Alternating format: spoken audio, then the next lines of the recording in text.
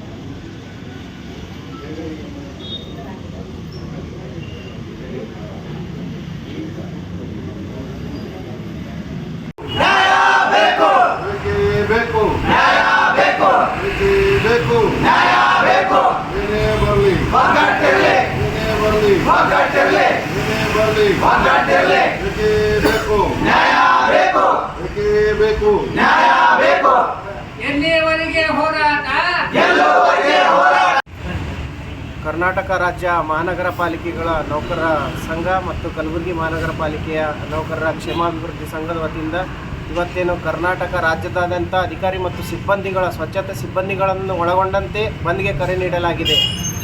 ಯಾಕೆಂದರೆ ಹಲವಾರು ಬೇಡಿಕೆಗಳನ್ನು ನಾವು ಸರ್ಕಾರದ ಮುಂದಿಟ್ಟಿದ್ದೇವೆ. ಒಂದನೇದಾಗಿ ಯಾವ ಥರ ರಾಜ್ಯ ಸರ್ಕಾರಿ ನೌಕರರಿಗೆ KJID ಮತ್ತು GPF ಕೊಡ್ತಾ ಇದ್ದಾರೆ, ಅದು ಕೂಡ ನಮ್ಮದು ಮಹಾನಗರ ಪಾಲಿಕೆಗಳ ಅಧಿಕಾರಿ ನೌಕರರುಗಳಿಗೂ ಸಹ ವಿಸ್ತರಿಸಬೇಕು. ಆಮೇಲೆ ಎರಡನೇದಾಗಿ 7ನೇ ವೇತನ ಆಯೋಗದ ಏನು ಫಂಡ್ ಫೈನಾನ್ಸ್ ಡಿಪಾರ್ಟ್ಮೆಂಟಿಂದ ಸರ್ಕಾರಿ ನೌಕರಿಗೆ ಯಾವ ಥರ ಕೊಡ್ತಾ ಇದ್ದಾರೆ ಅದೇ ಥರ ಮಹಾನಗರ ಪಾಲಿಕೆಯ ನೌಕರ ಮತ್ತು ಸಿಬ್ಬಂದಿಗಳಿಗೆ ಕೊಡಬೇಕಾಗಿ ಒಂದು ಬೇಡಿಕೆ ಇದೆ. ಆಮೇಲೆ 3ನೇ ಬೇಡಿಕೆ ಯಾವ ಥರ ಸರ್ಕಾರಿ ನೌಕರರಿಗೆ ಕ್ರೀಡಾ ಇದು ಮಾಡ್ತಾ ಇದ್ದಾರೆ, ನಮ್ಮ ಮಹಾನಗರ ಪಾಲಿಕೆಯ ಅಧಿಕಾರಿ ನೌಕರರುಗಳು ಸಹ ಕ್ರೀಡೆಯನ್ನು ಆಯೋಜನೆ ಮಾಡಬೇಕು. 4ನೇದಾಗಿ ಏನು ಜ್ಯೋತಿ